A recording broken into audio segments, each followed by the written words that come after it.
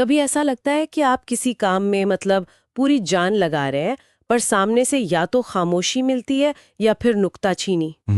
खासकर उन लोगों से जिनसे आप थोड़ी हिम्मत की उम्मीद करते हैं। हाँ, ये वाकई मुश्किल होता है। बहुत ज्यादा, है ना?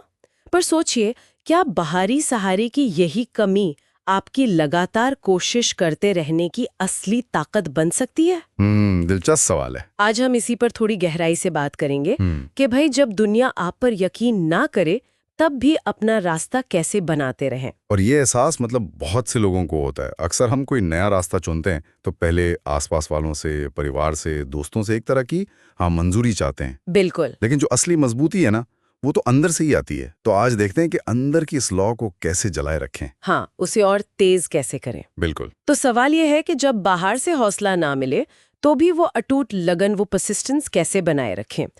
पहला और शायद सबसे जरूरी कदम है अपने क्यों को पहचानना। आपका अपना पर्सनल ध्रुव तारा। अच्छा। जब बाहर तालियां ना बज रही हों तो अंदर की वजह ही आपको आगे बढ़ाती है। मतलब आप ये सब क्यों कर रहे हैं। हाँ, वो मकसद। हाँ, उसे कहीं लिख लें और जब भी शक हो उसे पलट कर देख लें, वो आपको दिशा देगा। एकदम सही कहा। वो क्यों ही है जो, जैसे आपने कहा, ध्रुव तारा है। हाँ, वो धुंध में रोशनी दिखाता है। हाँ, और इसी से जुड़ा है दूसरा अहम नुक्ता, अपनी छोटी छोटी कामयाबियों का जश्न मनाना। भले ही अकेले। हाँ, भले ही अकेले ही क्यों ना हो। देखिए, जब कोई पीठ थपथपाने वाला ना हो तो आपको खुद का सबसे बड़ा हिमायती बनना होगा। हर छोटा कदम, हर छोटी कोशिश वो मायने रखती है, उसे स्वीकार करें। ये छोटी जीतें ईंधन की तरह हैं। है ना? बिल्कुल। वो ईंधन भरती हैं, आत्मविश्वास बढ़ाती हैं और आगे बढ़ने की रफ्तार देती हैं, भले ही कोई और नोटिस ना करें। ये बहुत अच्छी बात कही। अच्छा, और अगला कदम फिर क्या आता है? अगला कदम है अपने जैसे लोगों को ढूंढना। अपना समूह। हाँ, अपना एक छोटा सा समूह बनाना, चाहे ऑनलाइन हो या असल दुनिया में। ऐसे लोग जो आपकी लगन को समझते हो या शायद खुद भी उसी रास्ते पर चल रहे हो। हाँ, जो रिलेट कर सकें। एग्जैक्टली।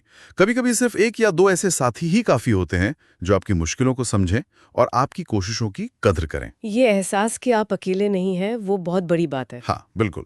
वो अकेलेपन के एहसास को कम करता है।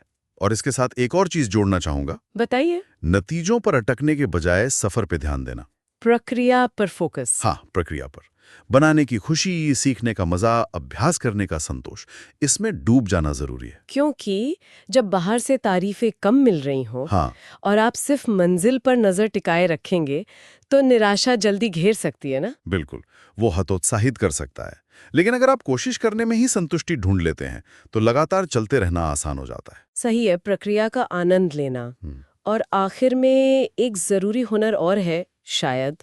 वो है आलोचना और अनदेखी का सामना करने के लिए थोड़ी, कह सकते हैं, मोटी चमड़ी विकसित करना। हाँ, पर दिल को सख्त नहीं होने देना। एग्जैक्टली। ये समझना जरूरी है कि कौन सी बात सिर्फ खींचने के लिए कही जा रही है, कौन सी नकारात्मकता रचनात्मक नहीं है और उसे नजरअंदाज कैसे करना है।